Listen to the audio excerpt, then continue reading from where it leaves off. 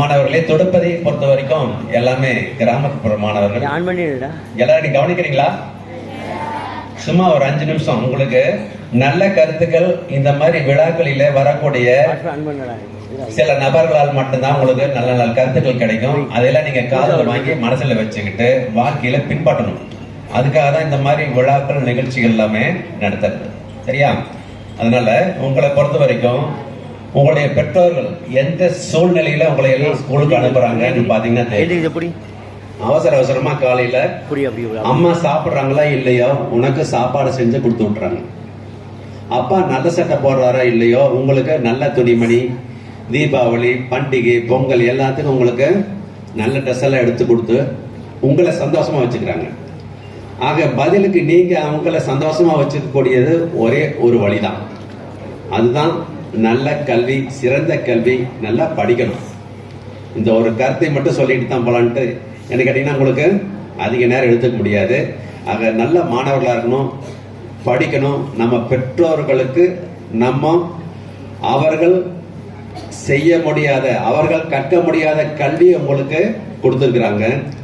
அவர்கள் அடைய முடியாத உயரத்தை தங்கள் மகன் மகள் அடைய வேண்டும் என்று எதிர்பார்க்கிறாங்க. சமுதாயத்தில் தான் அடையாத நன்மதிப்பை என் மகன் மகள் பெற வேண்டும் என்று நினைக்கின்றார்கள். இதை எல்லாமே நிறைவேற்றக்கூடிய பொறுப்பில் நீங்க இருக்கீங்க. இதை உணர்ந்து செல்போன் அதிகம் பயன்படுத்தாதீங்க. படிப்பு படிப்பு படிப்பு, அந்த ஒன்று தான் வாழ்க்கையில முன்னுக்கு கொண்டு வரும். ஒரே ஒரு சிறு உதாரணத்தை மட்டும் சொல்லிடுறேன். உங்களுக்கு ஏபிஜே அப்துல் கலாம் தெரியும். அவரு மிக வறுமை ஏழ்மையான குடும்பத்தை சார்ந்தவர். அவர் சென்னை MIT-ல BSc முடிச்சுட்டு ஏரோநாட்டிக்கல் இன்ஜினியரிங் படிச்சுட்டு இருந்தாரு. அப்பதான் உங்களுக்கு ராமநாதபுரத்துல புயல் வந்த நேரம்.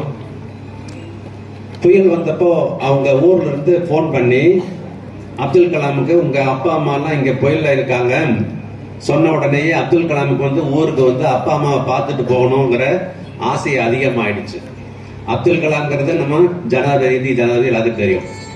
அவர் ஊருக்கு வர்றதுக்கு சென்னையில இருந்து ராமநாதபுரம் போறதுக்கு ட்ரெயினுக்கு 60 ரூபாய் பணம் இல்லை. அவர் இருந்த சூழ்நிலையை பாருங்க. ஒரு 60 ரூபாய் பணம் இல்லாம கடைசியில கையில ஒரு புஸ்தகம், அருமையான புஸ்தகம். அப்போ அவருக்கு MIT-ல முதல் மாணவனாக வந்தப்போ அவருக்கு பரிசாக அளிக்கப்பட்ட ஒரு புக். அந்த புஸ்தகத்தின் பெயர் வெலாசிட்டி என்ற புக். அந்த நூல் அவர் கையில வச்சிருந்தாரு.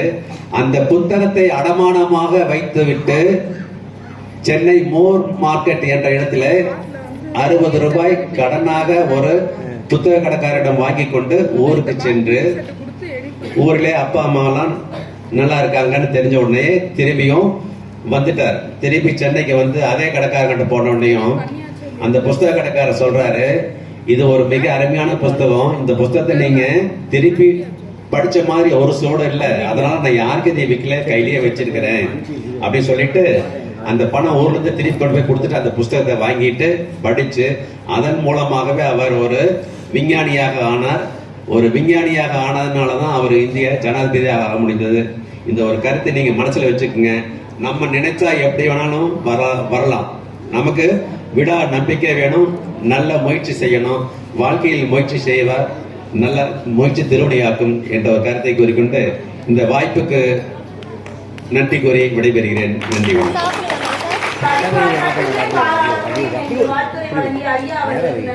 அடுத்ததாக வாழ்த்துறை வழங்க நம் பள்ளியின் முன்னாள் மாணவர் திரு தங்கவேல் ஐயா அவர்களை அன்புடன் அழைக்கின்றோம்.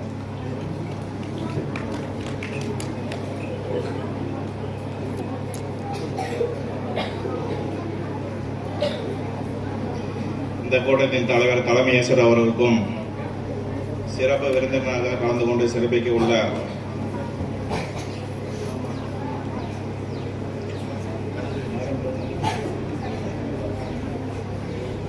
சுகுணா பிரான்ஸ் அவர்களுக்கும் இந்த விழாவில் கலந்து கொண்டு சிறப்பிக்க வருகை புரிந்துள்ள உள்ளூர் பிரமுகர் ஆண்டோர் சான்றோர் அவர்களுக்கும் மற்றும் இதில் கலந்து கொண்டுள்ள பள்ளி குழந்தைகள் அனைவருக்கும் என் முதல் வணக்கத்தை தெரிவித்துக் கொண்டு, நான் இதே ஸ்கூலில் 6ஆம் வகுப்பு முதல் 10ஆம் வகுப்பு வரை படித்து 11ஆம் 12ஆம் வகுப்பு அப்போ இங்கே இல்லை. நாங்கள் +1 +2 வந்து பெருந்தர பாய்ஸ் ஹை ஸ்கூல் தான் படித்தோம். நாங்கள் படிக்கிற போது இருந்த பள்ளியின் சூழ்நிலைகள்